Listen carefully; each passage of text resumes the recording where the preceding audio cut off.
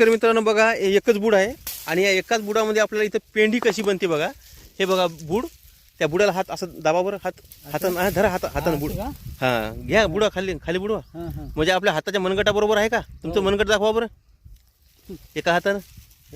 बघा शेतकरी मित्रांनो अशा प्रकारे झाडाचं बुड बघा आपल्या हाताच्या मनगटासारखं आहे. बघा याची पेंडी बनते का आपण पाहूया. चल द्या थोडा. तर बघू आपण याची एका झाडाला एक पेंडी बनते का बघू आपण.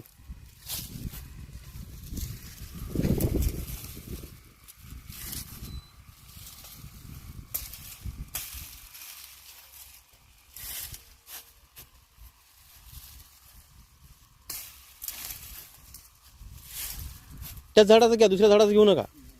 एकाच झाडाचं फक्त एका झाडाला किती माल निघते पहा. तर बघा शेतकरी मित्रांनो अशा प्रकारे आहे का अजून एखादी फांदी. अशा प्रकारे एका झाडाचा माल आपल्याला ह्या प्रकारे ती पेंडी उचलून पहा बरं. उचला ही पेंडी उचला कशा प्रकारे निघली समजते एक पेंडी. वा वा वा शेतकरी मित्रांनो बघा अशा प्रकारे एका झाडाला एक पेंडी बनलेली आहे आपल्यावाली. बघू शकता आपण. उभी करा तिला, उभी करा. हां असं घ्या, बाजूला घ्या. एका झाडाला एक पेंडी अशा प्रकारे इथं झालेली आहे. आणि बघा एका झाडाला तर हे बूड किती ठोकर आहे बघा आपण इथं बघू शकता. हे बघा अशा प्रकारचं हे बूड आहे. आणि फांद्या बघा आपण इथून छाटणी केली होती पहिल्या वेळेस 1 महिन्यांनी 2 महिन्यांनी इथून केली होती. भरगच्च फांद्या बूड बघा कशा प्रकारे आहे ते. तर हे शिवनेरी 45 अर्लीवाली आहे. जबरदस्त तूर आहे.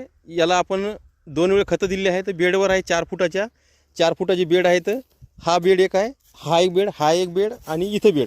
2 बेडवर सोयाबीन आणि इकडं तुरीचं अंतर 1-1 फूट आपण इथं ठेवलेलं आहे 2 रोपामधलं. हे बघा आणि अशा प्रकारे तूर आपली जी आहे अशा प्रकारे इथं आलेली आहे. तर एका झाडाला एक पेंडी आपण इथं बनवलेली आहे. तर या तुरीपासून एका झाडाला एक पेंडी आपल्याला उत्पादन मिळालेलं आहे.